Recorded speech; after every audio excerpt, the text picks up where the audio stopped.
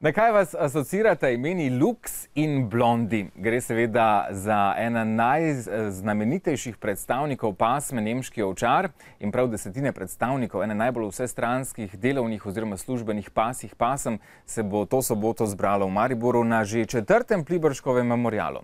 No, več o tem z mojimi gosti, kar trije so namreč. Tretji je štirinožni in sicer Dallas grof Bobby. Lep pozdrav pa tudi Alenki in pa Stojanu. Kdo je bil za sam začetek sploh Rado Pliberšek, da se mu namenja razstava nemških ovčarjev? Gospod Rado Pliberšek je bil veliki vzreditelj nemškega ovčarja, sodnik, ljubitelj, predvsem ljubitelj nemškega ovčarja. Njemu gre zahvaliti velika vzreja, širitev vzreje, ocenitev, ocenjevanje psov in tako dalje. In zato smo se odločili, da mu to naredimo kot memorial. Gospod Stojan, koliko je nemških ovčarjev pri nas? Nekdaj je bila to zelo popularna pasma, praktično na vsakem dvorišču je bil privezan kakšna različica, če rečemo temu, nemškega ovčarja. Kako pa je s to pasmo dandanes? Ja, dandanes je ta pasma se malo zmanjšala, zato ker v modi so prišli pretežno manjši psi in takega velikega kot tale Dallas imaš težko v stanovanju in zato je tudi pretežno, da so psi manjše rasti za stanovanje. Prej sem omenil, da so nemški ovčarji odlični službeni in pa delovni psi. Zakaj je ta pasma ravno temu toliko namenjena? Ja, ta pasma je namenjena temu, naprimer, on opravlja vse 3 discipline.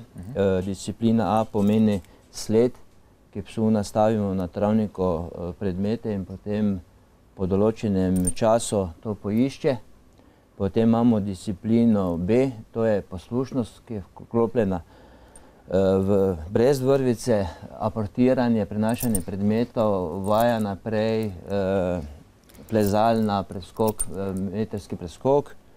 Potem pa imamo disciplino C, to je pa disciplina obramba, ki pes v različnih IPOP programih, imamo 3 IPOP programe, 1, 2, 3.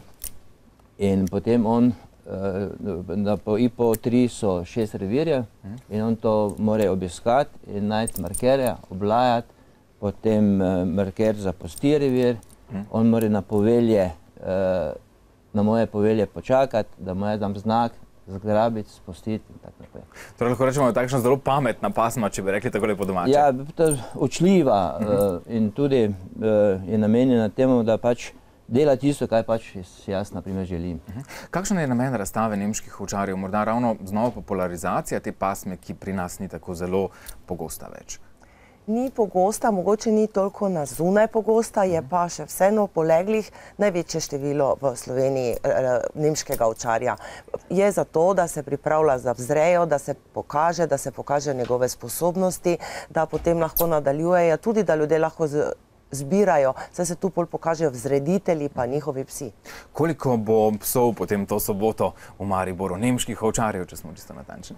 To je regionalna razstava oziroma slovenskega, nekaj imamo pripravljenih iz Hrvaškega, iz Avstrije, okoli 80 predstavnikov te pasme v različnih starostih. Nemški ovčarji sicer izgledajo takšni zelo nevarni psi, pa Lenka, verjetno boste potrdili, da so takšne čisto prave muce, a ne da? Vsekakor so muce, pač moraš delati z psom.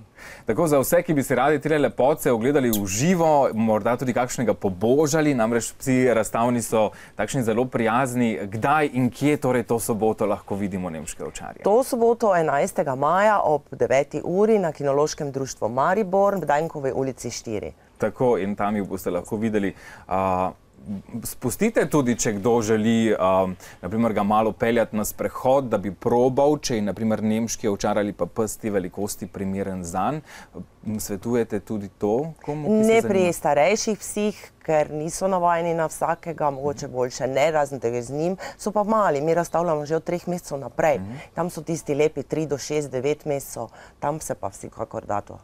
Tako, od najmlajših torej do največjih. Uspešno in se vsekakor vidimo tole soboto.